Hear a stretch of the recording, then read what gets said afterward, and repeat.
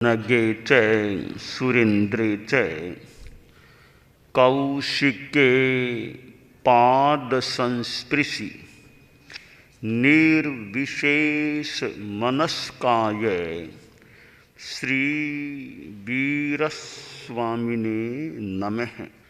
आर्हत वाङ्मय में कहा गया है, पुरिसा ताणमेव अभिनिगिद्ध एवं दुःखापमुख्यसि।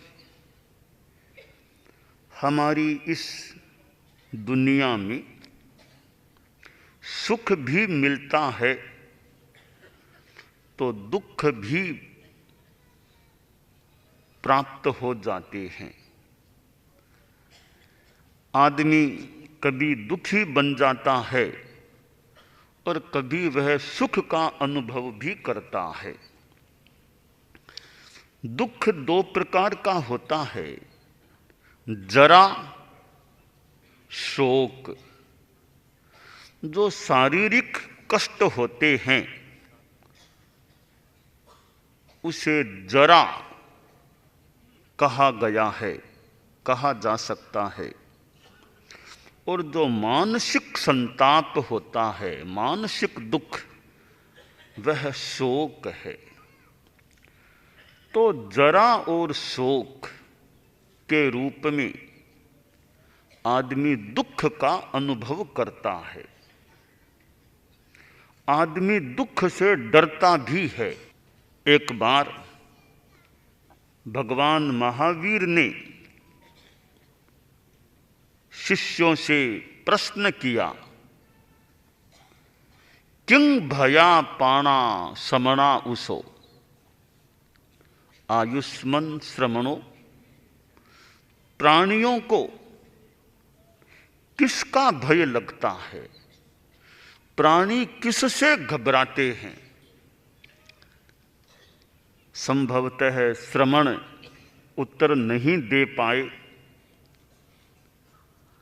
और कभी कभी हो सकता है उत्तर दिमाग में हो तो भी बहुत बड़े व्यक्ति कोई प्रश्न करते हैं तो थोड़ा उत्तर देने में संकोच, भय, संशय हो जाए, पता नहीं मैं सही उत्तर दे पाऊंगा या नहीं, तो न बोलने में ही लाभ है, नहीं बोलूं, ऐसा भी कोई सोच ले।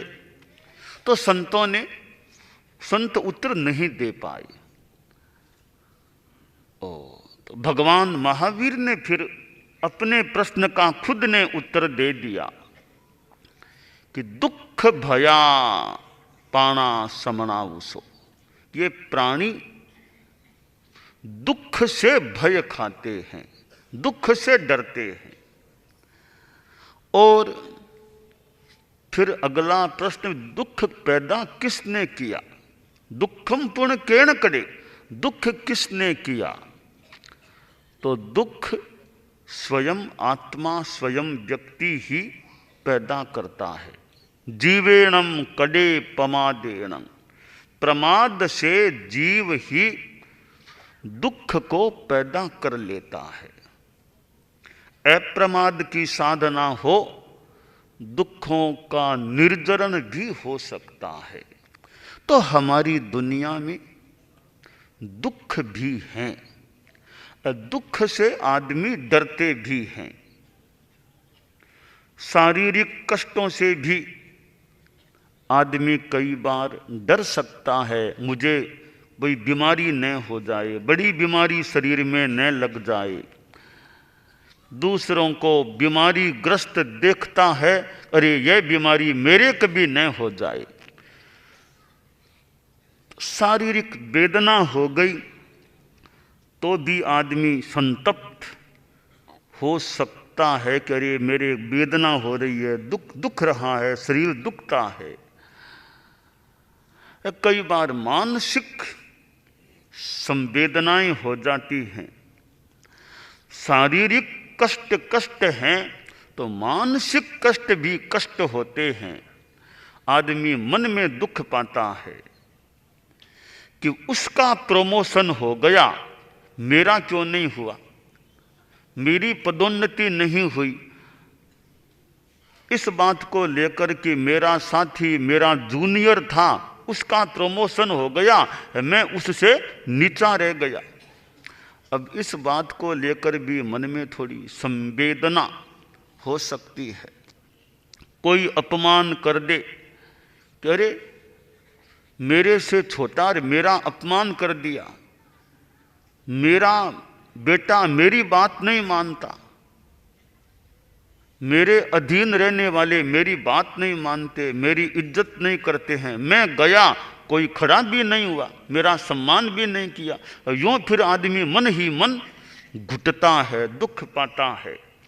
तो यूं मानसिक दुख भी हो सकते हैं।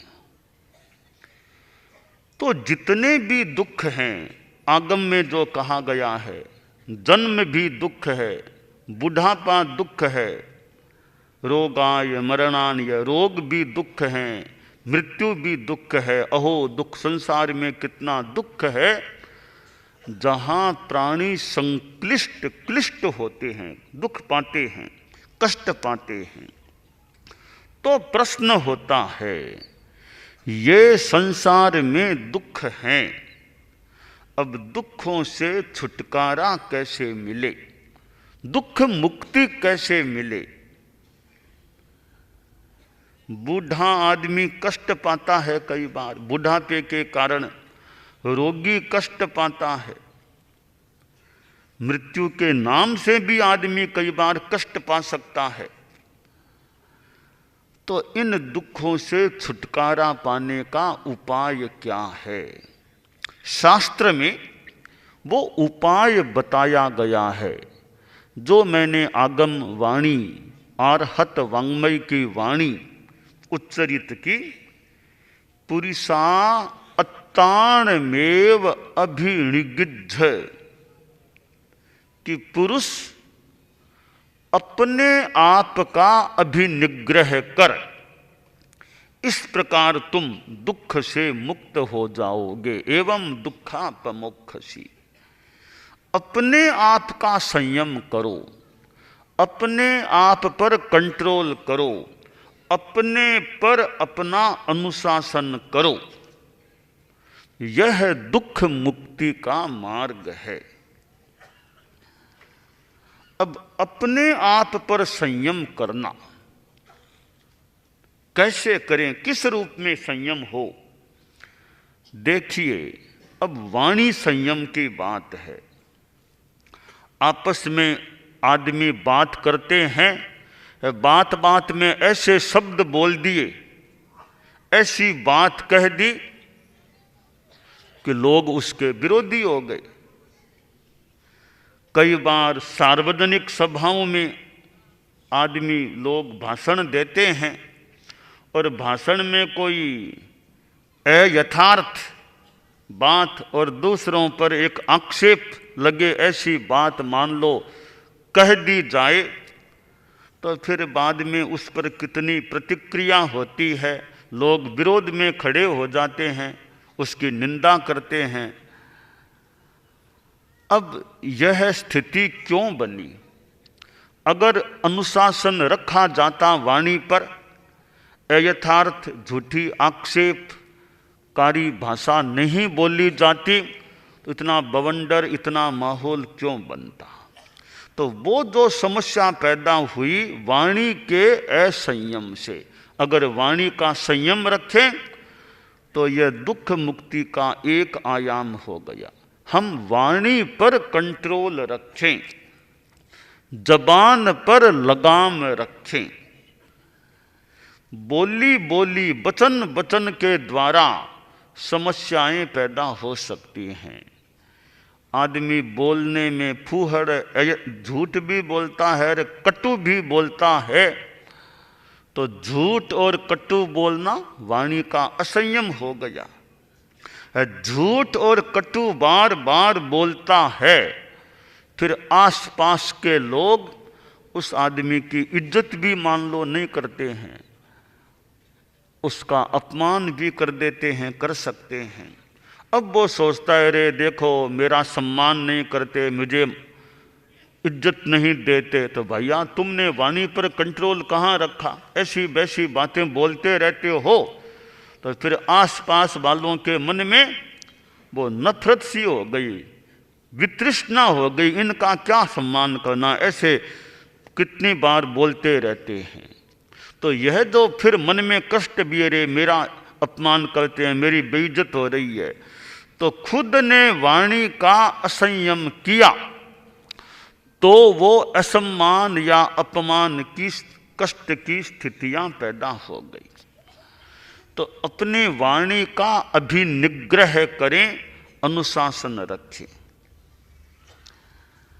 अब हम मन पर अनुशासन कर लें। अपने मन की चंचलता, कई बार हम अपने अच्छे चिंतन से मन में सुख की अनुभूति कर सकते हैं। मन में गलत चिंतन आ जाए, वो पॉजिटिव थिंकिंग नेगेटिव थिंकिंग की बात की, सोचना पॉजिटिव है कि नेगेटिव है यह भी एक विषय है। तीसरी बात रियल थिंकिंग, वास्तविकता क्या है उसको समझना, उसको जानना। पॉजिटिव नेगेटिव भी एक विषय है, रियल थिंकिंग जो वास्तविक है उस पर ध्यान दें, उसको ग्रहण करें। तो चिंतन के द्वारा आदमी दुखी बन सकता है। अब मान लीजिए एक साधु है, किसी ने गालियां दे दी, सामने वाले लोग थोड़े धर्म को इतना समझते नहीं थे, मानते नहीं थे, साधुओं को जानते नहीं थे, देखा ऐसी वेशभूषा में कौन आए हैं तो कुछ अपमान कर दिया, गालियां दे दी।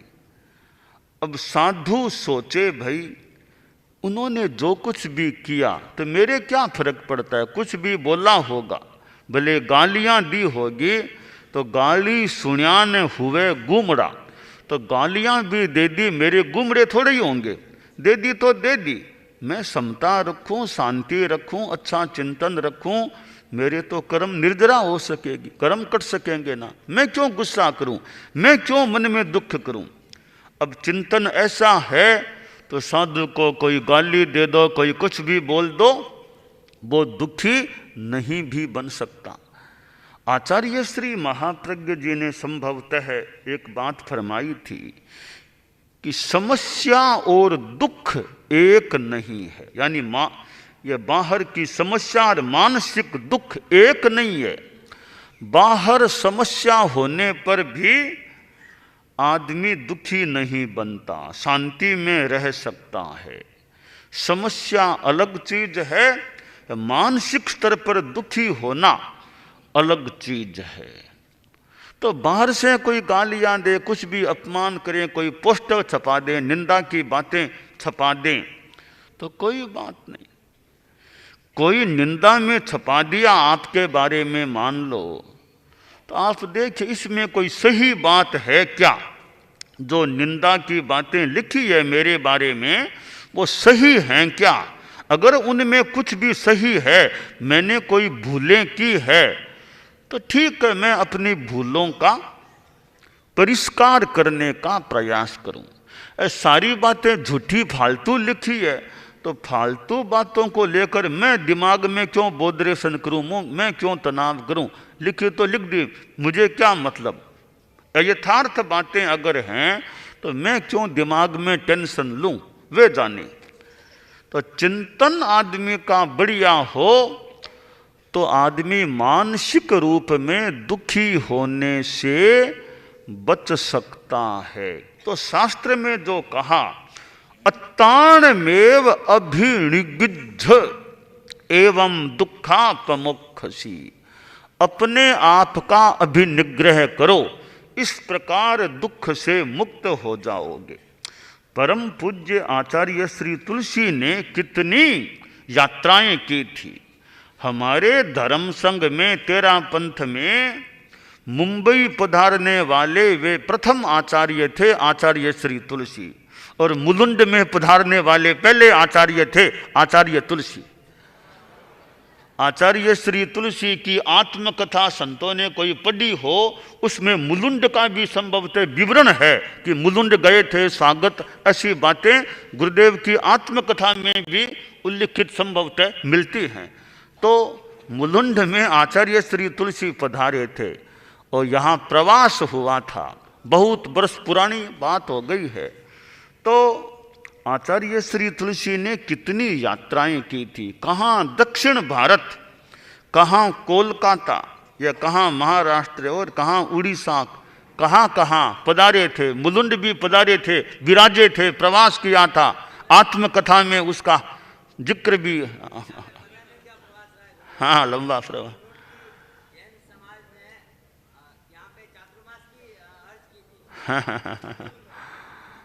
तो गुरुदेव तुलसी ने यात्राएं भी की, अनुव्रत का काम भी किया और उनका विरोध भी हुआ।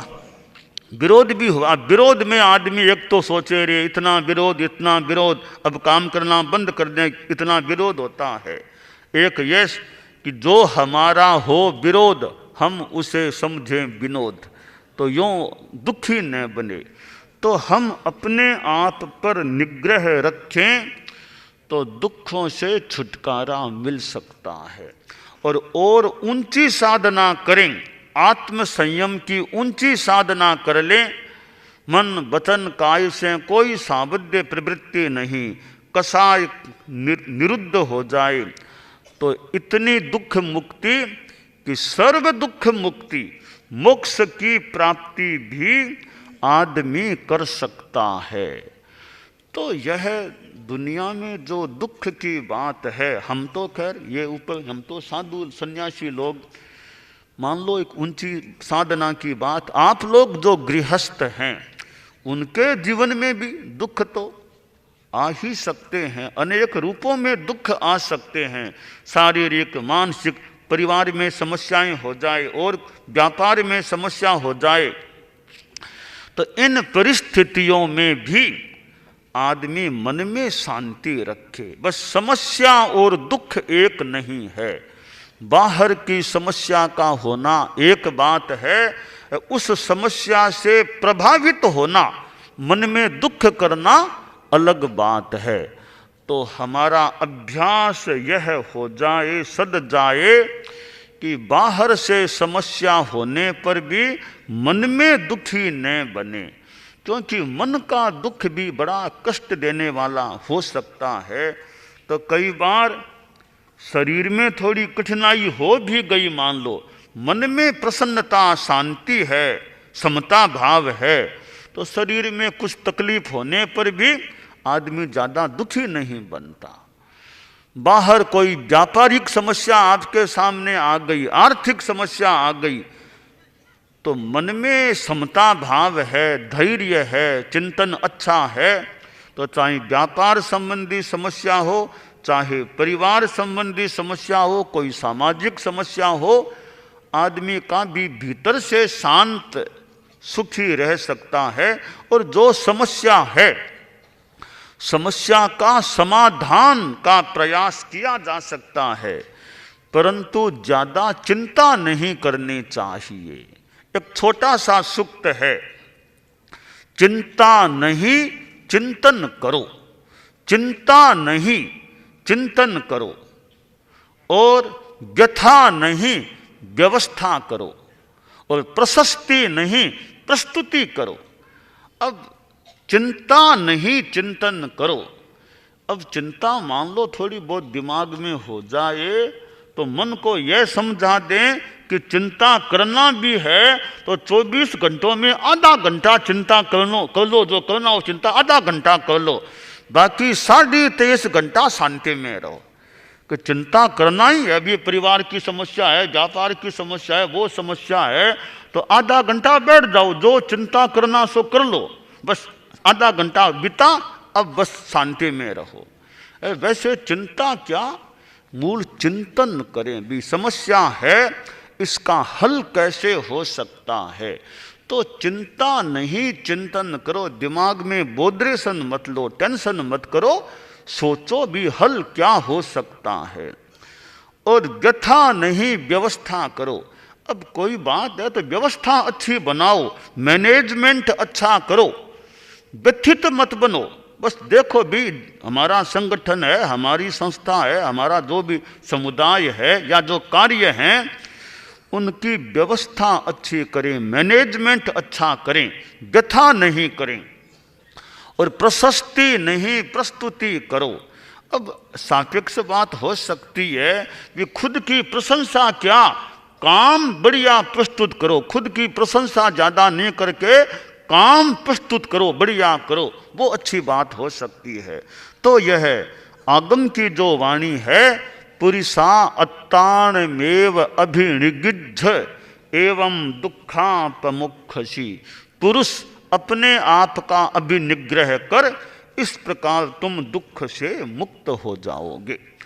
दानान सेठम अभयपयाणम सच्चे सुया अनवज्जं वयन्ति तवेषु या उत्तम ब्रह्मचेरम लोगुत्तमे समणेनाय पुत्र।